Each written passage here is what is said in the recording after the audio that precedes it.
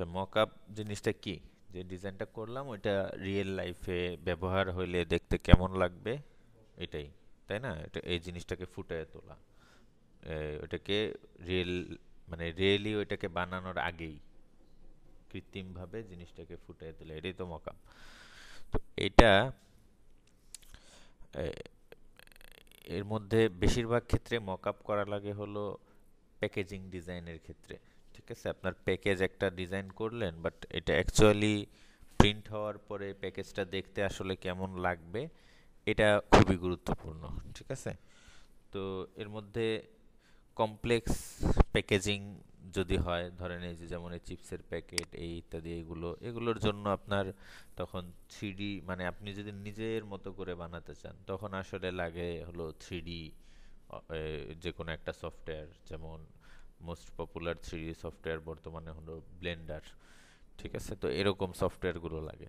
তো ওইটা ছাড়া আপনি ধরেন এই সিম্পল যদি হয় আপনার প্যাকেজিংটা, জাস্ট একটা চারকোনা বক্স, এরপরে ধরেন কোন একটা গোল বোতল, তো এরকম সিম্পল প্যাকেজিং হইলে এই কাজটুকু ইলাস্ট্রেটরেই করা সম্ভব। ঠিক আছে, তো আমরা ইলাস্ট্রেটর দিয়ে কিভাবে এই সিম্পল প্যাকেজিংগুলোর মকআপ বানাইতে পারি এটার একটা এক্সাম্পল দেখব। তো এটা এটা অ্যাকচুয়ালি হলো প্যাকেজিং ডিজাইনের ক্লাস। হ্যাঁ, তো প্যাকেজিং ডিজাইনের ক্লাসটা আমরা শুরু করব হলাম প্যাকেজের মাপঝোপ নিয়ে। প্যাকেজের মাপঝোপ কেমন হবে, কিভাবে মাপ নিতে হবে, কিভাবে কি, এটা সম্পর্কে আগে জানব। এরপরে ধীরে ধীরে আমরা, এটা তিনটা ধাপে, প্রথমে আমরা প্যাকেজের মাপঝোপ জানবো, যে জিনিসটাকে বলে হলো ডাই কাট ডিজাইন। কি ডিজাইন? Die cut design. প্যাকেজটা যে ভাঁজ ভাঁজ করে প্যাকেট হবে এর আগে জিনিসটা ফ্ল্যাট অবস্থায় তৈরি করা, ওটা যেখানে কাটিং হবে, কোথায় কাটতে হবে, কোথায় ভাঁজ হবে, এগুলা বলে দেওয়া। এইভাবে যে ডিজাইনটা করা এটাকে বলে ডাই লাইন, ওই ডিজাইনটাকে বলে ডাই লাইন। আর আমরা যে কাজটা করতেছি এটাকে বলে ডাই কাট ডিজাইন। ঠিক আছে, তো ডাই লাইন বলি ডাই কাট বলি একই কথা। এটা প্রথম ধাপে করব। দ্বিতীয় ধাপে হলো ওই ডাই কাটের উপরে একটা ডিজাইন বসানো, যেটা প্রিন্ট হবে, যেটা প্যাকেজের আলটিমেট ডিজাইন হবে। বুঝতে পারছেন? আর তৃতীয়ত এটার একটা মকআপ বানানো থ্রিডি টুল ব্যবহার করে, মানে একদম কাস্টম একটা মকআপ যার সব কিছুই এইখানে, ওটার মানে আলাদা বাহির থেকে কোনো ইমেজ নিয়ে না, ফটোশপও না, সব কিছুই ইলাস্ট্রেটরে। বুঝতে পারছেন? আচ্ছা, তাইলে প্রথমে আসি ডাইলাইনে। ডাইলাইন কাকে বলে? আপনি যদি জাস্ট গুগলে গিয়ে ডাইলাইন লিখে সার্চ করেন, ডাইলাইন বা ডাই কাট একটা লিখলেই হবে। হ্যাঁ, এখানে আগে প্যাকেজ লিখে দিলে ভালো, তাহলে ডাইলাইন আর অন্য কিছুরও হতে পারে। বাকি স্বাভাবিকভাবে আমরা দেখতে পাচ্ছি ডাইলাইন কথাটা লিখলে বিভিন্ন ধরনের কি আসতেছে, প্যাকেজিং এর ভাঁজের আকৃতি আসতেছে। যেমন এই যে একটা ডিজাইন, এটাকে ভাঁজ করলে দেখতে এরকম হবে। বুঝতে পারছেন? এরপরে আপনার ধরেন এই যে এটা হলো একটা ডাইলাইন, যেটা এটার মতো কেটে তারপরে ভাঁজের জায়গাগুলোয় ভাঁজ করলে এটা এরকম হয়ে যাবে। এখন এখানে যদি আমি একটা ডিজাইন বসায় দিই তাহলে ওই ডিজাইনটাই এখানে থাকবে। বুঝতে পারছেন? তো প্রথমে ডাইলাইন কাটবো, এরপরে আমরা ডিজাইন করব, তারপরে ওইটা থ্রি ডিতে নিয়ে যাব। ঠিক আছে, এ হলো আমাদের কাজ হবে এই প্যাকেজিং ডিজাইনের ক্লাসে। তাহলে প্রথম ধাপে আমরা ডাইলাইনগুলো কাটা শিখবো। আমি জাস্ট যদি ডাইলাইন লিখে গুগলে সার্চ করি, ডাইলাইন.কম নামে, এই যে ডি ডাইলাইন এরকম একটা সফটওয়্যার কি বলে ওয়েবসাইট পেয়ে যাবেন। এরপরে এই দেখবেন যে আসবে প্যাকডোরা। বুঝছেন? প্যাকডোরা খুবই পপুলার কিন্তু পেইড, এটা হলো সমস্যা। প্যাকডোরাতে এই যে অনেক ধরনের বক্স আছে। ঠিক আছে, এবং যেই বক্সটা আপনি ধরেন, এই বক্সটা আপনি করবেন কি বলে ডিজাইন করবেন। হ্যাঁ, এর মধ্যে ফ্রি কিছু আছে নাকি? ফ্রি তেমন কিছুই না। আচ্ছা, তো ধরেন এই বক্সটা ডিজাইন করবেন, এটাতে আপনি ক্লিক করলেন, তো এটা একটা থ্রিডি স্পেসে ওপেন হবে, যেখানে আপনি এটা এই যে নাড়াচাড়া করে দেখতে পারবেন। এই আচ্ছা, এই যে ক্লোজ ওপেন এভাবে খুলে বন্ধ করে এখানে দেখাচ্ছে। ঠিক আছে, এরপরে কতটুকু সাইজ সেটা দেখাইলো। এবার এই জিনিসটাকে এখানে ডাউনলোডের অপশন আছে কোথাও, এই যে এআই ডাইলাইন, এখানে ক্লিক করে ডাউনলোড দ্য ডাইলাইন দিলে ডাইলাইন ডাউনলোড হবে। তবে এটা পেইড আর কি, মানে এমনি এমনি দিবে না আপনাকে, টাকার বিনিময়ে।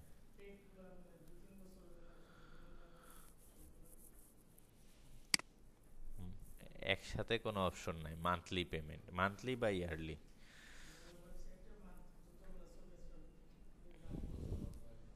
এক বছর অথবা এক মাস।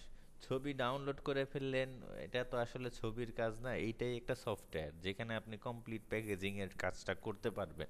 এটা শেষ হয়ে গেলে আপনি আর ওই ছবি দিয়ে কোনো লাভ নাই, বুঝছেন? আচ্ছা, যাই হোক।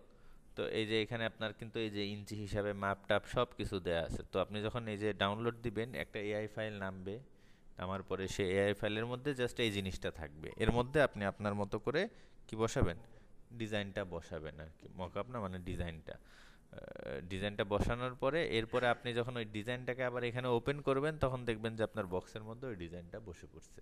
এরপরে আপনি বক্সটাকে এখানে নাড়াচাড়া করতে পারবেন, যে কোনোভাবে এটাকে যে কোনো অ্যাঙ্গেল থেকে সাজাতে পারবেন।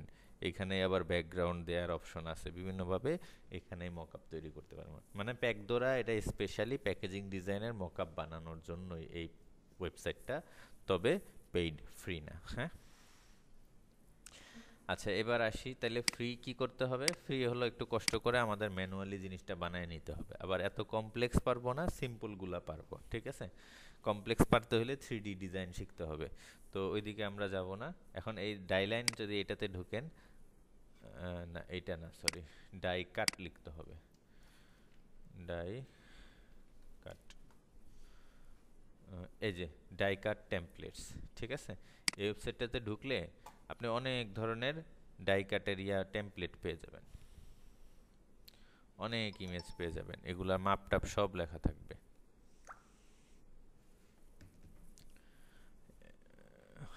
ঠিক আছে, কোনটা কেমন হবে এটাও দেখিয়ে দিচ্ছে। এখন যেটা দরকার ওটা ক্লিক করবেন, ক্লিক করে যে প্যাকেজটা পছন্দ হলো আর কি ওটা ক্লিক করে তারপরে এই যে এখানে এই মাপটাপ লেখা আছে, কত বাই কত, চওড়া কতটুকু, সব কিছু লেখা আছে। আপনি জাস্ট এটা একটা স্ক্রিনশট নেবেন, এই যে প্রিন্ট স্ক্রিন, এখান থেকে ডাউনলোড করতে ঝামেলা হবে। সো আপনি জাস্ট এই যে স্ক্রিনশট নিলেন, ইলাস্ট্রেটরে গিয়ে কন্ট্রোল-ভি দিয়ে পেস্ট করলেন, এবার এর মাপ দেখলেন 130 মিটার বাই, না 130 বাই 150 তাহলে আপনি একটা চারকোনা বক্স নিলেন, যেটা হলো 130, 130 হলো পাশে, 150 চওড়ায়, ঠিক আছে। ও 11300 হয়ে গেছে।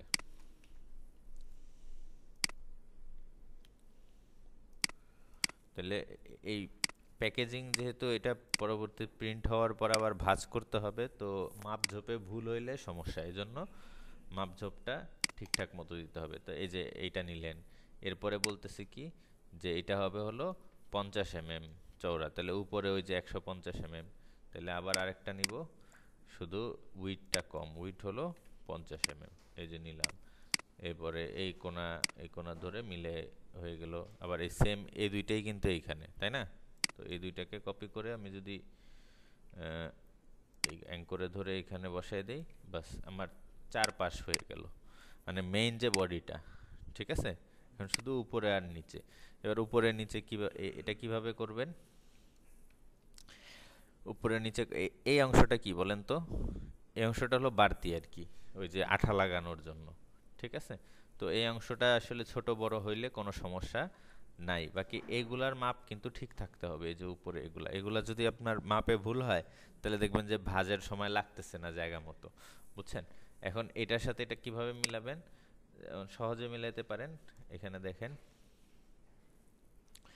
আমি এটাকে এই যে এই বরাবর রাখলাম, মানে বক্সের সাইজ আর এটার সাইজ, মানে এটাকে আমি ছোট করব না, এগুলাকে ছোট করব না, কারণ এটা তার নির্দিষ্ট মাপ অনুযায়ী আছে। এটাকে আমি একসাথে গ্রুপ করে ফেলি, কন্ট্রোল-2 দিয়ে লকও করে দিলাম, যাতে লক হয় নাই, এই যে এবার লক হয়েছে, ঠিক আছে? আমি কি করব, এইটাকে এটার অনুযায়ী বড় করব, বুঝতে পারছেন? তাহলে কি আমার এইটার মাপ ঠিক থাকলো। হ্যাঁ, এখন এটাকে এটার অনুযায়ী বড় করতে হলে দেখেন এই যে কোনা কোনা মিলাইলাম, কিন্তু এখন যদি আমি বড় করতে যাই, এখন কিন্তু ওই কোণাটা সরে আসতেছে ওইখান থেকে, তাই না? এই কোণাটা ওই জায়গায় থাকতেছে না, কারণ কি স্বাভাবিকভাবে এই কোণাটা ফিক্স হচ্ছে, এটা কিন্তু ফিক্স হচ্ছে না। কিন্তু আমাদের এই মুহূর্তে এখন যে আমরা যে অবস্থাতে আছে, আমাদের ফিক্স করতে হবে এই পয়েন্টটাকে, রাইট? বুঝতেছেন? তাহলে এটাও কিন্তু উপায় আছে কিভাবে, এটাকে ভালো করে জুম করে নিয়ে আগে একদম পয়েন্টে ধরেন, এই যে এটা হলো পয়েন্ট, একদম অ্যাঙ্করে নিয়ে বসাবেন। ঠিক আছে, যখন মনে হবে যে হ্যাঁ জায়গা মতো বসছে, এবার এই ছবিটা সিলেক্ট করবেন, সিলেক্ট করে স্কেল টুল নেবেন। কি টুল? স্কেল টুল। স্কেল টুল রোটেট এবং রিফ্লেক্ট টুলের মতো কাজ করে, এই দুইটা দেখাইছি। রোটেট, রিফ্লেক্ট আগেও দেখানো হয় নাই? কেউ কাজও করেন না এগুলো দিয়ে? হ্যাঁ, রোটেট টুল হয়েছে না? রোটেট টুল কিভাবে কাজ করে? প্রথমে ক্লিক করে অ্যাঙ্কর পয়েন্ট নিতে হয়, পরে হলো ক্লিক করে টান দিয়ে নাড়াচাড়া করতে হয়, রোটেট হয়, তাই না? তো এই রোটেট, রিফ্লেক্ট এবং স্কেল টুল এগুলো একই রকম কাজ করে, একই সিস্টেমে। সিস্টেমটা একই, কাজ ভিন্ন ভিন্ন। ঠিক আছে, এখন স্কেল টুল নিয়ে আমি পয়েন্ট দিয়ে দিব হলাম তাকে এইটা, ইমেজটা সিলেক্ট করলাম, সিলেক্ট করে স্কেল টুল নিলাম। আচ্ছা, আমি লকটা একটু খুলে ফেলি, নাহলে অ্যাঙ্কর পয়েন্ট ধরতে পারবো না। এটা সিলেক্ট করলাম, এবার স্কেল নিলাম। এই যে এখন যে কার্সরটা আসছে, এটা হলো আমার কোন জায়গাটা ফিক্স থাকবে এটা নির্ধারণ করার জন্য। এখন আমরা বলে দিব যে ফিক্স থাকবে হলো এই ছবির এই পোর্শনটা। এখন যদি যে কোনো জায়গায় ধরে ছোট বড় করি, দেখেন, দেখছেন ওই পোর্শনটা ফিক্স আছে, বাকি সব নড়তেছে। তাহলে এটাকে বড় করে শিফট চেপে ধরে রাখবো। আচ্ছা, শিফট ধরলে হচ্ছে না, অসুবিধা নাই, বড় করে এই পাশে এই পোর্শনের সাথে মিলাবো। তাইলে ইজিলি জিনিসটা মিলে গেল। বুঝতে পারছেন? এবার ছবির সাইজ ওকে। এখন এই বাকি জিনিসগুলা পেন টুল দিয়ে ওভাররাইট করে ফেলবো। তবে ওভাররাইট করার সময় যেহেতু এখানে সিমিলারিটির বিষয় আছে, যেমন এইটুকু যেরকম এটুকু একই রকম হইতে হবে, সো এখানে আমরা আরেকটা টুল ব্যবহার করতে পারি, রিফ্লেক্ট টুল। কীরকম? যেমন আমি এখান থেকে শুধুমাত্র এইটুকু আঁকবো, পেন টুল নেই। আচ্ছা, প্রথমে একটা রেক্ট্যাঙ্গেল এঁকে ফেলি। এখানে আমি যে কালারটা নিছি ওই কালারটা বেশি একটা বোঝা যাচ্ছে না, এই জন্য আমি এই কালারগুলো চেঞ্জ করব।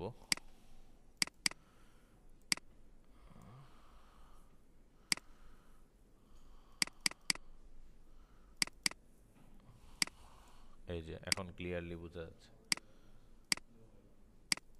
ঠিক আছে, এখন দেখেন এখানে রেক্ট্যাঙ্গেল নিয়ে এই অ্যাঙ্কর থেকে এই পাশে, মানে ঠিক নিচের যে বক্সটা আছে ওই বক্সের মতোই চওড়া, কিন্তু লম্বায় আমি ওই যে ওই লাল দাগ ওইটার মতো দিলাম।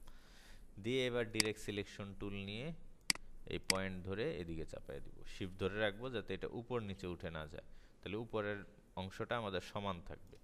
বাস, এবার এদিকে একটু ভেতর দিকে সরে আসছে, এটা আসলে জরুরি না খুব একটা। ঠিক আছে, এটা ওইরকম হইলেই হবে। তো এই ডাইলাইন এই অংশটা হয়ে গেল। এবার এইটা এটা এটা এটা কিন্তু সেম একদম। তাহলে আমরা জাস্ট এটা কপি করব, এই না কপি না, এটা হলো আমরা এই রিফ্লেক্ট টুল নিব, রিফ্লেক্ট টুল নিয়ে এইটা এই যে এইখানে ঠিক হলো এই পাশে চলে আসবে, তাই না? তাহলে হলো এই যে আমার যে এই শেপটা আছে, এখানে যে শেপটা আছে 150 mm বাই 50 mm, এই শেপটার মাঝখানটা হবে হলো সেন্টার পয়েন্ট, যার উপর ডিপেন্ড করে এটা রিফ্লেক্ট হবে। তাহলে এই শেপের মিডলটা বের করব, এই যে সেন্টার। এবার যদি আমি এটাকে রিফ্লেক্ট করতে যাই, দেখেন ওইটার উপর ডিপেন্ড করে কিন্তু উল্টায় যাচ্ছে। এবার উল্টানোর সময় অল্টার ধরে রাখবো যাতে উল্টানোটা শুধু একা নিজে নিজে না উল্টায়, এটা কপি হয়ে উল্টায়। এবং শিফট ধরে রাখবো যাতে এটা ডানে বামে না সরে, তাহলে সুন্দরভাবে কপি হয়ে গেল। আবার এই দুইটা ধরি, এখন এই পাশের যে দুইটা আছে এই দুইটা কিন্তু মাঝখানের এই শেপটার সেন্টার থেকে এদিকে, তাহলে এই দুইটা একসাথে ধরে আবার রিফ্লেক্ট টুল নিব, মাঝখানের যে আমি শেপটা আঁকছি ওইটার সেন্টার খুঁজে বের করব, এই যে এইখানে। অথবা ঠিক সেন্টারটা হওয়া দরকার নাই, এই মানে হরাইজন্টালি মাঝখান হইলেই হবে। হ্যাঁ, তাহলে যদি ইন্টারসেক্ট শো করে তাও কাজ করবে। আচ্ছা, সেন্টার দেখাইছে, এই যে সেন্টার নিলাম, নিয়ে এবার যে কোনো একটা কোণা ধরে এই যে এই পাশে শিফট ধরে রেখে এই পাশে দিয়ে দিলাম। তাইলে একদম পারফেক্টলি এই পাশেও কিন্তু এই যে দেখছেন একদম অ্যাঙ্কর অ্যাঙ্করে মিলছে, কারণ আমরা এই সেন্টারটা একদম মিলিয়ে করছি। বুঝছেন? অন্য অন্য ডিজাইনের ক্ষেত্রে এতটা নিখুঁতভাবে মাপঝোপ নেওয়া জরুরি হয় না, কিন্তু ডাইলাইন ডিজাইনের ক্ষেত্রে অবশ্যই মাপঝোপটা পারফেক্টলি করা জরুরি, আদারওয়াইজ কিন্তু আপনার প্যাকেজ আঁকাবাঁকা হয়ে থাকবে। বুঝতে পারছেন? আচ্ছা, এবার এই যে এই উপরের নিচের এই দুইটা এই সেম কাজই করব। এটার জন্য পেন টুল দিয়ে করে ফেলতে পারি। পেন টুল, এই অ্যাঙ্কর থেকে এই যে ঠিক 45 ডিগ্রি অ্যাঙ্গেলে আছে এই হলুদ দাগটা, তো এই জন্য আমি শিফট ধরে রাখছি। হ্যাঁ, শিফট ধরে রেখে আবার উপরে মিলাবো ওই যে নীলগুলা যে নিচে ওইটার উচ্চতা পরিমাণ, তাহলে এই ঠিক আছে। দিয়ে এবার ব্যাকে চলে আসি, চলে এসে এখানে আমি সরাসরি আগে ত্রিভুজ আঁকি, একটা ত্রিভুজ আঁকলাম। একে এবার এর মাঝখান থেকে যেটুকু দরকার নাই ওটুকু বাদ দিব। এখানে আমি আগে একটা অ্যাঙ্কর পয়েন্ট অ্যাড করে নিব। আপনার এই জায়গায় একটা অ্যাঙ্কর পয়েন্ট অ্যাড করি আগে, তারপরে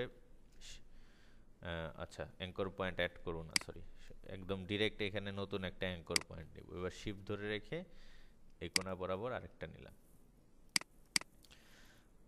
এটার কালার আসে নাই, এটাতে স্ট্রোক কালার দিয়ে দিই। এই যে এখন আসছে, একটু মোটা করতে হবে, মোটা করে দিই। এবার বেশি মোটা হয়ে গেছে।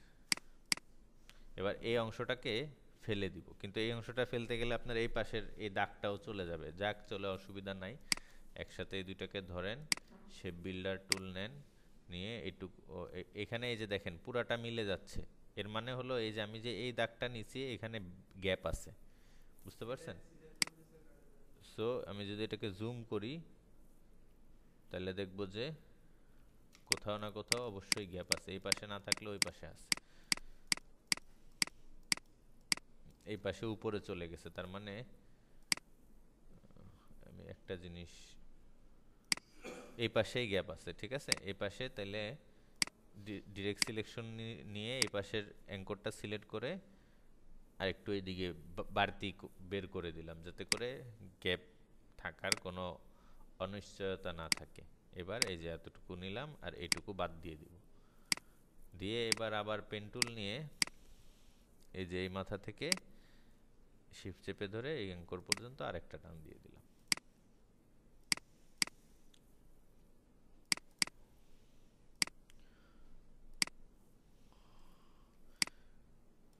এবার আবার পেন টুল নেই, এখান থেকে কন্টিনিউ করে এই যে এই বক্সের অর্ধেক পর্যন্ত এই যে ইন্টারসেক্ট, ঠিক আছে, এখানে দিয়ে দিলাম। এবার এই দুইটা একসাথে ধরি,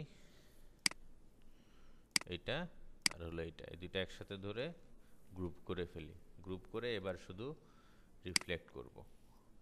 এই যে এখানে পয়েন্টে ধরে রিফ্লেক্ট, আবার এই দুইটাকে একসাথে ধরে আবার রিফ্লেক্ট টুল নিয়ে এখানে সেন্টার থেকে রিফ্লেক্ট, এই যে সেন্টার রিফ্লেক্ট হয়ে গেল। নিচেরটার সাথে পুরোপুরি মিলবে না, এটাই স্বাভাবিক, ঠিক আছে, কারণ আমরা মাপ মতো করতেছি, নিচেরটা মাপ মতো নাই। ওকে, আচ্ছা, এরপরে এই অংশটা ওই একইভাবে রিফ্লেক্ট করে করতে হবে। তো পুরাটা যখন করব এই যে সেম ওইটার মতো দেখতে এরকম একটা ডাইলাইন তৈরি হবে, ঠিক আছে, স্ট্রোক দিয়ে দিয়ে ডাইলাইন তৈরি হবে। এইটুকু করে ফেলি। হ্যাঁ, এইটুকুতে আমি একটু কাজটাকে শর্টকাট করার জন্য এই সেম জিনিসটাকে এখানে কপি পেস্ট করি। আপনারা করার সময় পারফেক্টলি করবেন, আমি জাস্ট তাড়াতাড়ি দেখানোর জন্য এটা করতেছি। আচ্ছা, এবার এখান থেকে এক্সট্রা একটা রেক্ট্যাঙ্গেল নেই, নিয়ে এখানে এঁকে দিই ইন্টারসেক্ট। এটা হলো আঠা লাগানোর জায়গা, ঠিক আছে। আচ্ছা, এই ডাইলাইনটা হওয়ার পরে কি করবেন, এটা হলো এখন এটাকে ছোট বড় করা যাবে না, কারণ এটা একদম নির্দিষ্ট মাপ অনুযায়ী আছে, বুঝতে পারছেন? এটাকে ছোট বড় করলে আপনার মাপটা আর ঠিক থাকলো না।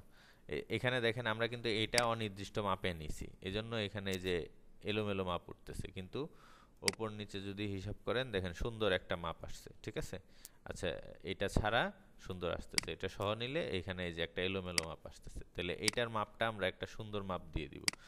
33 আছে, এটাকে 30 বানিয়ে দিই, বানিয়ে দিয়ে এটাকে আবার অ্যাঙ্করে ধরে অ্যাঙ্করে মিলে বসিয়ে দেয়, তাহলে এখন জিনিসটা মাপ মতো হইল। আচ্ছা, এবার এই পুরাটাকে ধরবো, ধরে গ্রুপ করে ফেলবো। এখন এইটার চেয়ে সব দিক থেকে একটু বাড়ায়া বাড়তি করে নিতে হবে, যেখানে আমার ডিজাইন সহ থাকবে, ঠিক আছে। বাড়তি রাখলে কি হবে, ডিজাইনের মধ্যে কোনো ভুল হবে না। তবে এই বাড়তি রাখাটা আসলে প্রেসে প্রিন্ট করার সময় প্রয়োজন পড়ে। আপনি যদি এমনিতে নিজে নিজে প্যাকেজিং বানান তখন আসলে বাড়তি রাখাটার প্রয়োজন পড়ে না। আচ্ছা যাই হোক, এই বাড়তিটা রাখবো কিভাবে, খুবই সহজ। এটার একটা পুরাটার একটা কপি করব, কন্ট্রোল সি কন্ট্রোল এফ, এই যে একটা কপি করলাম, এই কপিটাকে ইউনাইট করে মিলিয়ে ফেলবো। সবটা একবারে ইউনাইট ক্লিক করলে কি হলো, সব মিলে এখন একটা হয়ে গেল। এবার অবজেক্ট, এই যে পাথ, অফসেট পাথ করব, বুঝছেন? অল্প একটু বড় করে অফসেট পাথ করব। তাহলে এই যে যেটা বড় হয়ে অফসেট পাথ হইলো, এটা হলো আপনার মানে ওই সব দিক থেকে একটু বাড়তে। আসলে এই ভেতরের এই অংশটা কি জন্য এরকম হয়েছে জানি না, তবে ভেতরের এই অংশটা দরকার নাই, শুধু চারপাশের ওই দাগটা থাকলেই হবে, বুঝছেন? এটা এখন ডিলিট করে দিই আমি, ডিলিট করে শুধু এইটাতে আসি। এখানে একটা ভুল হয়েছে কোথাও নাকি, না ভুল হয় নাই, ঠিকই আছে। হ্যাঁ, ওখানে গ্যাপ ছিল, আমার এটাতে গ্যাপ নাই, এটা ভুল হয়েছে। হ্যাঁ, আচ্ছা এখন যেটা করতে হবে, এটার সাইজ, এই যে আর্টবোর্ডটা তো আমরা A4 পেজ নিছিলাম তাই না, A4 না নিয়ে অ্যাকচুয়ালি এইটার সাইজে আর্টবোর্ডটা তৈরি করতে হবে। তাহলে আর্টবোর্ড বাটনে ক্লিক করে এটার যে কোনো এক জায়গায় ডাবল ক্লিক করলে আপনার পুরো এটার সাইজে আর্টবোর্ড চলে আসবে, ডাবল ক্লিক করলে, আর আগের আর্টবোর্ড চলে যাবে, বুঝছেন? তাহলে এইটার সাইজে আর্টবোর্ড হয়ে গেল। এবার এই যে ফাইলটা তৈরি করলেন আপনি, এই ফাইলটাকে সেভ দিতে হবে। সেভ দেওয়ার জন্য কন্ট্রোল শিফট এস, এই ফাইলটাকে আপনি সেভ দিবেন হলো AIT ফরম্যাটে। কি ফরম্যাটে? শুধু AI না, AIT format, Illustrator template format. Template ফরম্যাটে সেভ দিলে কি হয় যে দেখাচ্ছি, এখানে আগে একটা কিছু লিখে এটার নাম দেই, DIECUT, ডাইকাট। হ্যাঁ, এই নাম দিলাম। এবার আমরা কন্টেন্টসের ভেতরে সেভ করি, সেভ করলাম। এখন এই ফাইলটা কেটে দেই, ওপেন দেই। এই যে এটা হলো আমাদের ইলাস্ট্রেটর টেমপ্লেট ফাইল, তাই না? এটার নাম কি? ডাইকাট। আচ্ছা, এটার নাম কি? Profile design. এটা একটা ইলাস্ট্রেটর ফাইল। এটা যদি আমি ওপেন করি, এটা কোন ফাইলটা ওপেন হয়েছে, যেটা ওপেন করছি সেটাই মেইন ফাইলটা। এখানে আমি ধরেন এই যে পরিবর্তন করলাম, এবার কন্ট্রোল এস দিলাম, এবার মেইন ফাইলটাই সেভ হয়ে গেছে না? আচ্ছা, কন্ট্রোল জেড দিছি আমি, এই যে কন্ট্রোল এস দিলাম। তাহলে এখন যদি আমি এটা কাটি, কেটে যদি আবার ওপেন করি, এই যে এই ফাইলটা, মূল ফাইলটাতেই পরিবর্তন হয়ে যাচ্ছে, ঠিক আছে? এখন ডাইলাইনের বিষয়টা কিন্তু এমন না, একটা ডাইলাইন হইতে পারে আমি অনেক প্যাকেজে কাজে লাগাইতে পারবো, ঠিক আছে? এখন যদি আমি মূল ফাইলটা মধ্যে বারবার প্রত্যেকবার ডাইলাইন করার সময় মূল ফাইলটাকে যদি ধরেন একটা ডিজাইন করলাম ওই ডাইলাইনের উপরে, তারপর আবার আরেকটা ডিজাইন করা লাগবে, তো ওই ফাইলের ওগুলা ডিলিট করে দিয়ে আবার আরেকটা ডিজাইন, অথবা বারবার সেভ করা অনেকগুলা করে ফাইল, মানে একটা এই ধরেন একবার যদি ভুলে আমি কন্ট্রোল এস দিয়ে দিই, তাহলে কি আমার আগের ওই ডাইলাইনটা ফাঁকা, যে ডাইলাইনটা এটা কিন্তু আর থাকলো না, ঠিক আছে? এখন আমি সেভ করছি কিভাবে? AIT ফরম্যাটে। এটাকে যদি আমি এখন ওপেন করি, দেখেন এখানে কি লেখা আসছে, ডাইকাট লেখা আসছে, আনটাইটেল 2 লেখা। আনটাইটেল লেখাটা কখন আসে সাধারণত? নতুন ফাইল নিলে। হ্যাঁ, তার মানে ইলাস্ট্রেটর ফরম্যাটে আপনি যখন কোনো ফাইল সেভ করবেন, ইলাস্ট্রেটর টেমপ্লেট ফরম্যাটে যখন কোনো ফাইল সেভ করবেন, তখন এই ফাইলটাকে যখন আপনি ওপেন করবেন, মূল ফাইলটা তার জায়গায় থাকবে, এটা আলাদাভাবে একটা নিউ ফাইল হিসাবে ওপেন হবে। এখন আপনি এটার মধ্যে যাই পরিবর্তন করলেন, এই যে একটা পরিবর্তন করলেন, কালার ধরেন একটু চেঞ্জ করলেন, এখন এটাকে যখন আপনি সেভ দিতে যাবেন, এমনি নর্মালি সেভ করা ফাইলের ক্ষেত্রে কি হয়, সেভ দিলে সেভ হয়ে যায়, কিন্তু এখন আপনি এটা সেভ দিতে যাবেন, নতুন করে সেভ যাবে। মানে ওই আপনার যে টেমপ্লেট ফরম্যাটে যে ফাইলটাকে আপনি সেভ করছেন, ওটা সব সময় ওই রকমই থাকবে, ওইটাকে আর আপনি চেঞ্জ করতে পারবেন না। বুঝতে পারছেন? তাই এর সুবিধা কি হলো, আপনার মূল ফাইলটা নষ্ট হলো না, থাকলো, যেটা থেকে আপনি অনেকবার অনেকভাবে ইউজ করতে পারতেছেন, বুঝছেন? তো এই হলো প্রথম স্টেপ, ডাইলাইনের সুন্দর করে ডিজাইন করতে হবে, করে ওইটা ইলাস্ট্রেটর টেমপ্লেট ফরম্যাটে সেভ দিতে হবে, ঠিক আছে? ডাইলাইন, আসলে ডাইলাইন ডিজাইন করার ক্ষেত্রে মাপ ঝোপটাই সবচাইতে ইম্পর্টেন্ট, সব কিছু আপনি মাপ মতো করতে পারলেন কিনা। তো এখানে অনেক কমপ্লেক্স আপনার কি বলে প্যাকেজিং আছে, কমপ্লেক্সগুলো না নিয়ে আপনাদের হলো অ্যাডভাইস থাকবে সিম্পল কিছু প্যাকেজিং দেখে দেখে নেবেন। যেমন এই যে একটা টিস্যু বক্স, এই যে টিস্যু বক্স না, এটা নাকি না, যাই হোক এখানে সার্চ করলে পেয়ে যাবেন, লিখবেন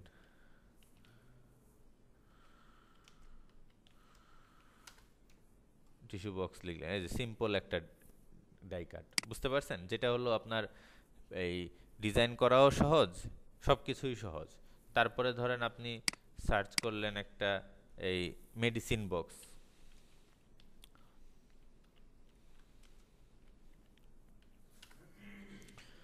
ঠিক আছে? এই যে ডিজাইন করা মানে এগুলোর মধ্যে কোনো কমপ্লেক্সিটি নাই, আঁকা বাঁকা কিচ্ছু নাই, সিম্পল, ঠিক আছে? এগুলা আপনার ডিজাইনও সিম্পল, প্রিন্টিংও সিম্পল, কাটিংও সিম্পল, সব কিছু সিম্পল। তো এখন যেহেতু প্র্যাকটিস করতেছেন, এত কমপ্লেক্সগুলো নেওয়ার দরকার নাই, সিম্পলগুলো লিখবেন। আগামীকালের অ্যাসাইনমেন্ট আপনাদের থাকবে হলো এরকম একদম মাপঝোপ অ্যাকুরেট রেখে 5টা এই ডাইলাইন করবেন, ওভাররাইট করবেন, যেটা যে মাপে আছে ওই মাপ অনুযায়ী 5টা আলাদা আলাদা ফাইল ইলাস্ট্রেটরের টেমপ্লেট ফাইল সেভ করবেন 5টা, বুঝতে পারছেন? কোনো যাতে মাপে ভুল না হয়। ইমাম হোসেন কি আর আসে নাই? হ্যাঁ, মাপ কি? পেন টুল দিয়ে মাপ না নিয়ে আঁকলে তো লাভ নাই, ওটা অ্যাকসেপ্টেবল না, কারণ এখানে আসল জিনিসটাই হলো মাপঝোপ, ঠিক আছে? আপনি পেন টুল দিয়ে করেন, মাপঝোপ ঠিক রেখে করেন, মাপঝোপ ঠিক থাকলেই ঠিক আছে। এবং এখানে একটা জিনিস খেয়াল করেন, এখানে সবুজ দাগগুলার মানে কি বলেন তো? না, সবুজ দাগগুলো হলো ভাঁজ হবে, আর লাল দাগগুলো হলো কাট হবে, এটা বুঝাইছে, বুঝছেন? তো আপনারাও ডাইলাইন ডিজাইন করার জন্য এই কালার কোডটা খেয়াল রাখবেন। না, এগুলা কিছুই থাকবে না। হ্যাঁ, প্রিন্টে কি হবে না হবে ওটা আগামীকাল আলোচনা করব। আজকে থেকে 5টা ডাইলাইন ডিজাইন করা কঠিন কিছু? মানে এটার মধ্যে কি কঠিন কোনো কমপ্লেক্স কিছু আছে? মাপ মতো কাজটা করতে হবে, এই তো, ঠিক আছে? তাহলে আর ইনশাল্লাহ আগামীকাল আপনারা 5টা এরকম ডাইলাইনের ইলাস্ট্রেটর টেমপ্লেট ফাইল রেডি রাখবেন, নিজে নিজে করে রেডি রাখবেন, হ্যাঁ? ভিন্ন মানে সিম্পলগুলা নেবেন, কঠিন কিছু নেবেন না, আবারও বলতেছি, হ্যাঁ? কমপ্লেক্স নিলে আপনারই অসুবিধা হবে। এই যে সিম্পল আপনি দেখলেই বুঝবেন, যেমন আমি যেটা দিয়ে এক্সাম্পল দেখাইছি, যেমন এই যে একটা কমপ্লেক্স ডিজাইন, ফুটা আছে, এই আছে, সেই আছে, ঠিক আছে? আবার ধরেন এই যে এই যে এটা দেখেন, এই যে উপরে নিচে বাড়তি অনেক কিছু আছে, এগুলা কমপ্লেক্স। আর সিম্পল বলতে এই যে এটা একটা সিম্পল ডিজাইন, বুঝেন নাই? কোনো এক্সট্রা বাড়তি কিছু নাই। তারপর আমি যেটা দিই আপনাদের, এই যে এটা একটা কমপ্লেক্স, অনেক কমপ্লেক্স। এরকম সিম্পল যেগুলো আছে এগুলা দেখে দেখে, কিন্তু ভিন্ন ভিন্ন সাইজের যে যাতে হয়, হ্যাঁ? যেমন এই প্যাকেজটাকে যদি আপনি একত্রিত করেন, এটা কিছুটা কিসের সাইজে বলেন তো প্যাকেজিংটা? না, এটা সিরাপের বোতল না। আচ্ছা, এটা অনুমান করা আসলে কঠিন, এটা আমার কাছে কিছুটা মনে হচ্ছে যে যে রাঁধুনি গুঁড়া মশলার প্যাকেটের সাইজ আর কি, ঠিক আছে? হ্যাঁ।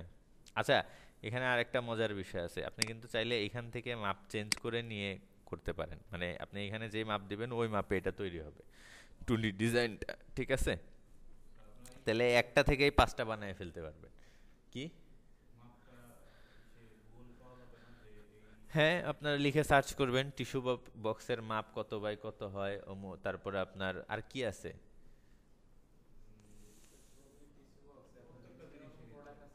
যত প্রোডাক্ট আছে আপনার, ধরেন প্যাকেজিং, প্যাকেজিং ডিজাইন কিন্তু এখন বর্তমানে মানে এটা একটা বিজনেস, মানুষ কিন্তু প্রোডাক্ট ভিতরে যাই দেখ প্যাকেজিং সুন্দর করে, মানে এটা এটা একটা স্পেশালিটি দেখা যায়। হ্যাঁ, হ্যাঁ, আর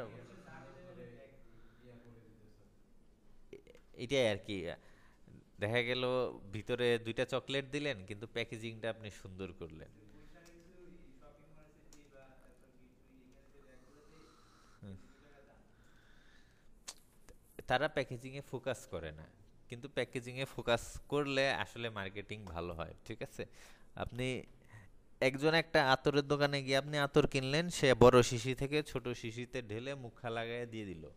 আর ওই একই আতর আপনি অনলাইনে অর্ডার করলেন এরকম একটা কাঠের বাক্সর মধ্যে সুন্দর করে প্যাকেজিং করে, আতর আতর মনে করেন সাদা, তার মধ্যে আবার একটু নীল কালার মিক্স করে কালারফুল আতর করে এরকম সুন্দর করে প্যাকেজ করে দিল।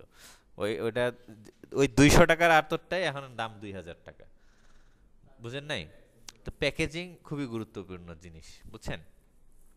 সুন্দর করে প্যাকেজিং ডিজাইন শিখতে পারলে অনেক কাজে দিবে। আমি এই জীবনে অনেক প্যাকেজ ডিজাইন করছি, মানে কোনো কোম্পানির জন্য না, নিজের জন্যই। আমি গিফট টিফট দেওয়ার ক্ষেত্রে প্যাকেজিং বেশি করি। ওই যে আপনাদের এক্সাম্পল তো দেখাইছি, ঈদ বকশিস আমি সব সময় কিছু না কিছু কাস্টম রাখি, ঠিক আছে? ওইটাও তো একটা প্যাকেজ।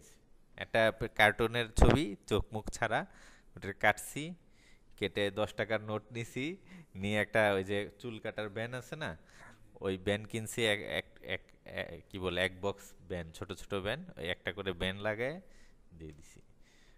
খুশি, সব পোলাপান খুশি।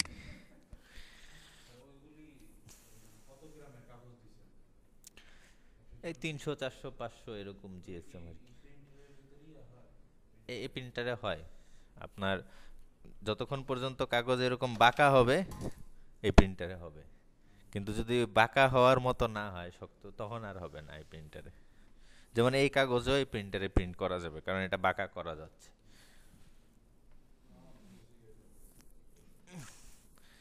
শেখাবো? আজকে না, আজকে ডাই লাইনের ডিজাইন করেন, পরে দেখা যাবে ইনশাল্লাহ।